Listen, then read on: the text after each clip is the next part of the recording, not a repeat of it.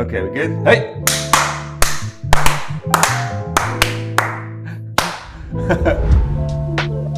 Hey, welcome to Growing Church. I'm joined today by my mate Adrian, who also works with me. He is a killer worship leader and a good friend as well. But today, super excited to be ranking, tier listing the top 10 worship songs of 2023 as per the CCLI list, specifically at the suitability for growing churches. Are you pumped? I'm pumped. Super pumped. Okay, cool. Right, good. So just so you know, this is based off the CCLI top 10 list for 2023. So you can see the list that's there, cutting off at Holy Forever. But we are going to be ranking them on a list of S, A, B, and C. If you've seen one of those tier lists, S is super, and you've got A, B, and C, using a specific criteria. And we're looking at the suitability for these songs to be used not in any context, but specifically in a small and growing church. So you might think of a congregation between 20 and 50, or maybe up to 100, and looking at what makes a great worship song for those settings. And we're going to use the same criteria that we would use here in our local church for choosing our song list. And we use three criteria. We have one which is thematically and theologically. So that looks at the song content. Is it going to lead people to worship? Is it focused on God? Does it add to the diet of a congregation's worship? Secondly, we're going to look at its suitability for the congregation. Can it be sung easily? Is it easy to remember? Can guys engage with it? And thirdly, the suitability for the band itself. Can the band play it in a way that's distraction-free and engaging for people? So they're the three that we're going to look at. Awesome. The criteria as well is that we need to have at least one song in each of the four categories. So you'll see I've created this really nice already tier list, and we're going to start filling that in. And we're going to start from the 10th most popular song all the way up to 1. Ready? Ready. Cool. Right, so let's start with number 10, which is Holy Forever by Chris Tomlin and the guys at Bethel. So Brian and Jen Johnson, et al. What are we doing with it? What are we doing? What do you think? Where do you think it should go? I think lyrically it's a pretty simple song. Good theology, nothing crazy in it. For me, it is a little bit repetitive, I think. A little bit generic in terms of the lyrics. Yeah. But I mean, I don't think that's necessarily a bad thing. Yeah. I think I would put it in. I'm torn between A or B here. You're going for A or B, so you would put it somewhere like this, or in between. Maybe in between. See, my thing with it is we don't sing this in our local church here, and I think one of the reasons that I find it difficult for a small congregation is like in the second verse it says, if you've been forgiven, and it seems like it's the worship leader talking to the congregation. Yeah. And in that thing, God's left out of the conversation. So it's a great song, not saying it's a bad song, but thinking that congregationally, it draws it quite into us and you, which works great if you've got a whole room, you're trying to connect, 500 people, but when it's maybe just you and 30 other people, it's like you're kind of saying it to one another. For me, it feels a little bit unauthentic, but I think lyrics are easy to remember, which is a great plus for a song like that, yeah. The other thing is, in the recording, you've got super long builds. I'm not sure if you noticed that. Yeah, the builds are pretty long. But yeah, the interludes especially are quite long. I think it might be a little bit dead if you're not super engaging as a band, as a worship leader. So I can hear it, I can see it, where you've got the congregation staring at the band and the band staring back at the congregation while they're kind of going through this instrumental. And I think there are better options. I would say for now, let's put it in B and see where we go from there. I'm good with B. Cool. Right, on to the next one. House of the Lord by Phil Wickham. Phil Wickham, for me, is the man. He's got, I think he's on 4 of these songs, he's written them. Yeah. But I don't think it's perfect. I think there's some things we can look at as to what would be great for a small congregation. So what's your take? What are some of the pros and cons of House of the Lord for a small growing church? I mean, I think it does work pretty well with a small band. As a worship leader, I think you have to be pretty engaging. This is a super high tempo song. Yeah, it is pretty high tempo. I've done this before where I've been tired or the band hasn't been on top form and the intro is just super long and super awkward if you don't have that energy in. Yeah. I think, either you come with a lot of confidence if you're playing just acoustic or a piano, or you play it with backing track, which means it comes with this whole range of complications with technology.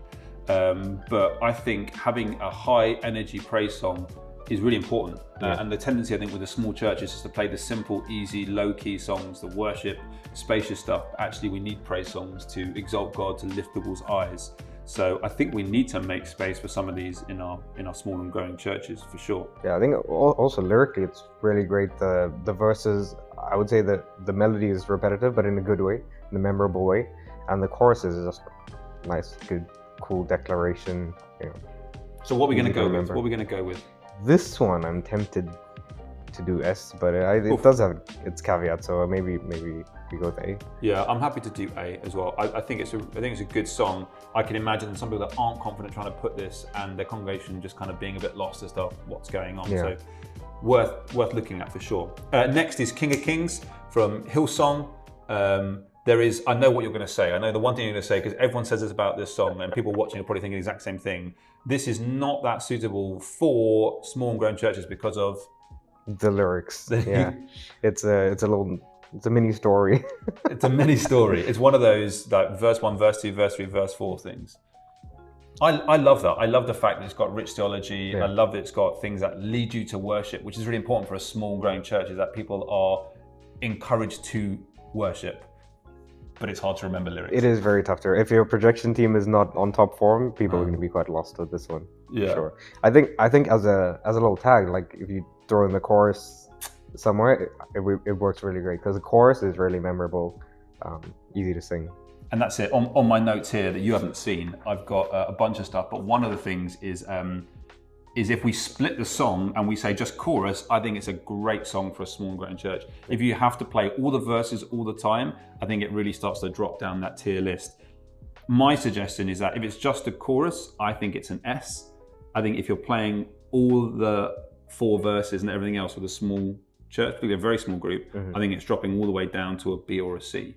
So yeah, I would probably say in between B or C if it's the whole song, because it is quite a long song as well, and the tendency of, especially if you're not a super confident leader and your band in general has the culture of going through an entire song. If you start it and it's dead, you're going to drag it all the way through. Yeah, gosh, you're in that journey for the whole thing. Yeah. Let's make it B then for now, assuming that we are going to play most of the song. I don't know how to do special graphics on here to make it both, but who knows. Next onto one, Firm Foundations, Cody Cairns, et al. Is it Maverick City on this as well? Yeah. Some guys there from there. We have actually played this in our local church here. It was on our song list for a while, and that kind of gives the game away a little bit from my perspective. But what's your take on the song? I think it really depends on the worship leader. This one really depends on the worship leader. Really depends on the state of the congregation that morning, even because there's been times at our old venue, which is a bigger venue, the loudest sound, and one of the worship leaders who's super energetic, super engaging, led it. Worked great. I haven't done it personally before, but it has been done afterwards in a smaller setting, and the interludes are really awkward. The chorus is quite sparse as well. So yeah, I think that thing at the end of the chorus, you've got that looping section. He won't fails, and I think it really that works on instrumental stuff. But I can just seeing a room of 50 people and all kind of staring at each other while that kind of is looped around. I've felt before that the song didn't carry melodically and instrumentally in a smaller setting itself. But I love the theme of Firm Foundation. I think that's an element of our worship that needs to make its way in at some point. So thematically, I think it's great. I think it's good for us to affirm one another in our faith. And in God's faithfulness as well. So I think that's a really cool thing. But the other hard thing about this song, it's in 6/8. Yeah. 3/4 or 6/8 or something like that. But if you're not a confident acoustic guitar player and you get kind of stuck, or you get stuck in a 4/4 rhythm going into the song, or stuck in the 6/8 going into the next song, it ends up being distracting. So the song really rests on good rhythm in that triplet form. So that's another thing to consider when doing it. So I think my personal opinion is this might be a C for me. You're going to say more. I was going to say maybe a B, because it's worked successfully, but I think maybe let's put it in C, because it is quite hit or miss depending on. Okay, it's a C/B. Next is I Speak Jesus by Charity Gale. She's on twice on this list. Yeah. And like a slightly more unusual worship leader, and I don't know why she doesn't seem to fit into other categories in my mind. But I love this song. This song has worked really well in our smaller settings as well. And at first I thought it wasn't going to work, but it really has. And it's such a declaration song, and for whatever reason, whenever we lead this, people's voices just seem to grow. I think it's got a wonderful response just looking at the physical example and experience of having the song. So I think it's good. I just can't quite figure out why it's good. Yeah, I mean, the first time I listened to it, I think Charity Gale has quite a conversational way of singing a lot of her stuff, which I thought would, the congregation in general would have a little bit of a tougher time grabbing into at first. But I think because the chorus and bridge are just so punchy and, it's not a ton of lyrics in them, people just grab on and go for it. Yeah. I think also the melody line is quite easy to pick up, and it kind of, it's the melody's always kind of in there. And so there's no doubt these big gaps or requirements on instrumental that just seem to make it work quite a lot. And when that bridge kicks in, you can't help but go for it. Yeah, you got to take out your in-ears. So what is it? Are we saying that's an A or an S or? I think I would give that one S. Okay. I don't think there's been a time where we've done it here that it hasn't been at least genuinely decent. That's a good metric. Have we ever had it flop? And I don't think we really have. I don't think we have. So they got behind it. Cool. Hymn of Heaven by Phil Wickham. Another Phil Wickham. Are we going to make this an A as well? This is a Phil Wickham AAA thing. I don't think this one can be an A. Oh, why? I mean, I'm standing up for Phil. It's an A all the way. So if it's not going to be an A, why do you think it should be an A? I think, again, just like King of Kings, it's pretty crazy in terms of lyrics. But I think Phil Wickham has this great skill of writing these crazy lyrics, but in a really narrative structure. Like if you think about Living Hope, I'm pretty good at remembering lyrics, but Living Hope just never leaves my mind, the lyrics of that, because it's just, you're following like the story of the life and resurrection of Jesus. And as long as you remember the first line of each verse, I think it's pretty easy to remember the rest of it. So I think there's a possibility that this, I'm not super familiar with the song, but I think people could catch on to this in the same way they do with Living Hope. There's one thing that this song doesn't have, which I think is really important for worship in a small and growing church. And it doesn't have repetition. Apart from the very, very last chorus where it repeats, holy is the Lord. It just lacks repetition. And I think if people are starting to learn a song, when they're making that first decision about whether they like it, whether they're going to participate or not, it just lacks that repetition, which means people never quite grab hold of it. I mean, but what I do love about it is it's got a great simple arrangement. Melody lines are easy. It has a slightly unique theme. It kind of talking about heaven and our destination, which is an inspiring thing. So it's good in that sense, but I think sometimes it's a little bit off center for guys where it's not quite easy to grab hold of. So I think this could be a C. Yeah. Any reason it would be above a C? I would say C as well. It's also quite I think you mentioned it was quite simple, but I think in its simplicity, it can also be quite tough because there's a lot of ambient electric guitars, there's a lot of ambient pads and that sort of stuff in there. If you don't have at least backing tracks or, an electric guitar, so someone on keys that has stuff in the background, I can see it being quite empty and sparse there. Right, moving on. Same God by Elevation. We don't actually sing this at the moment in our church, but as I've been listening to look at this tier list, it's growing on me. Yeah. I mean, I enjoy listening to it at least. Yeah. I think one of the things that I like about it is it's got a really easy melody and it's got a really easy lyric set. So it's like the opposite of Hymn of Heaven from Paul Wickham. It's got lots of repetition that I think would be easy to remember and guys get behind. And it's still got that narrative element because you're remembering characters of the Bible that kind of help you in there and you're kind of tracking along. So I think it's got a lot of interest in that. Yeah, definitely. I would still say though, if your production team is not on point with this, still need it. I mean, I don't really remember the lyrics of the song super well. I haven't listened to it that many times, but I can see you slipping up with the lyrics between the different verses. Just mixing up different stories. Yeah, I mean, Phil Wickham throws in like 3 verse 3s and 2 bridges and 3 chords. So I guess it's fine if we mix them up. It's still, no, we need to get theology right. So I'd actually be keen to try this in the near future at church, or at least slip it into maybe a prayer meeting or something like that. So what do you reckon? I'm gonna say it's A. Any? I was gonna say B, but I'm happy to settle for A. Okay, let's put it there to be controversial in A and just to balance out that column at least. I feel like A is just going to be full of Phil Wickham. Yeah, maybe we'd swap that with the Phil Wickham one. All right, on to the next one. You've Already Won by Shane and Shane. Again, we don't play this in our local church. I think it's a relatively new one, if I'm not mistaken. So we listened to it as well, and kind of thinking about would it work or not. Like, what are your initial thoughts to it? I would say musically, this one is a little bit, might be a little bit tough to pull off because it has those long musical interludes and there's quite a lot arrangement-wise in it. Yeah. I was just saying the arrangement seems to carry the song a bit too much for me to make it a reliable one to bring in. Yeah. I love the idea of declaring victory. I like it, but I'm not sure everyone else is going to connect with it. That's my only challenge. So maybe it's a C. We'll see, yeah. Oh. Not a bad song, of course. I don't think it's a bad song, but maybe not the one you want to go to for your small group worship. Okay, next is another Charity Gale. Awesome. Which is Thank You for the Blood. Thank you, Jesus, for the blood. What are your thoughts on that? Where's that going? Is it an S? Is it joining I Speak Jesus at the top? I think I was gonna put this one in possibly a B. It's a great song lyrically, theologically, it's really good. But I think also in the same way the same way Same God is quite sparse musically. Yeah. I think it might be a little bit tough to create the same sort of atmosphere in terms of, unless you have a great keyboard player with lots of good sounds or backing tracks and that sort of thing. The also has like those long musical interludes that might be a little bit tough to.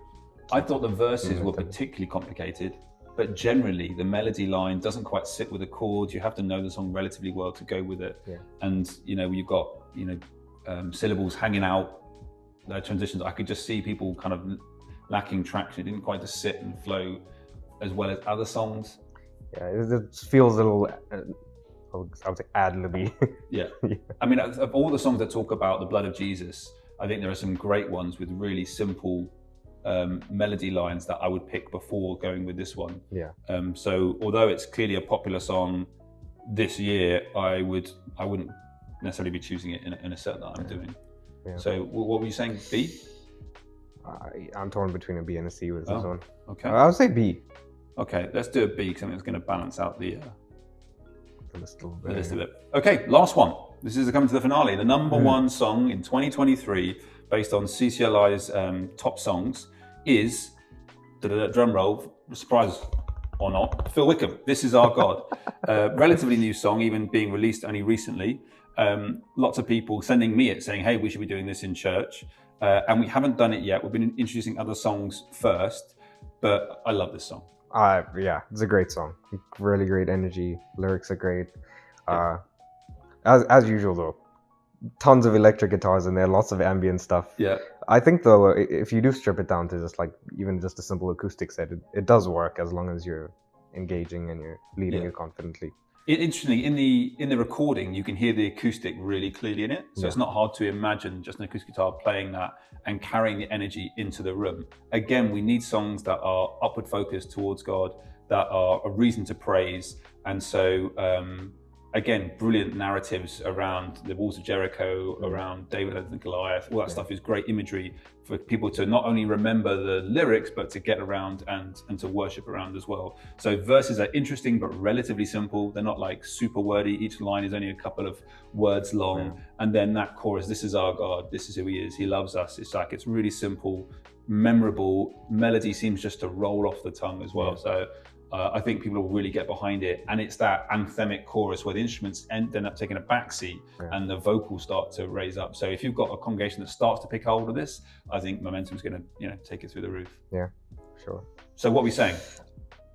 I think this one might be an S. I think it's got to be an S. Yeah, I think it's got to be there. We haven't put, we don't have enough full songs in that S tier. Not enough Phil songs. I was surprised. I thought we'd just have only Phil Wickham songs in the top. Yes, I mean, chuck Living Hope in here. It's going straight to S tier. Oh man, Living Hope's in there for sure, for sure. So that's our tier list done. You might agree with what we've done. You might have a different take on it. But throughout this video, I hope you've started to pick up on some of the considerations and criteria for assessing whether a song is particularly good or bad or suitable for your small and growing church. We really enjoy working around a 30-song list, and we try and be intentional about the songs that we sing. And so maybe you might have one or two songs that you're playing that don't seem to be landing, people aren't engaging with, you've got those blank faces in the congregation, and maybe some of the reasons for that are some of the things that we've picked up and discussed in this video. But if you've got some songs that you think work really well in a small and growing church setting that we haven't looked at here, we'd love to hear about that in the comments. We'd love to be playing them in our local church, and we look forward to reviewing some of these songs in more detail going forward as well. And we're definitely going to be trying This Is Our God soon here. So stay tuned, subscribe, join the channel, and we'll see you later on.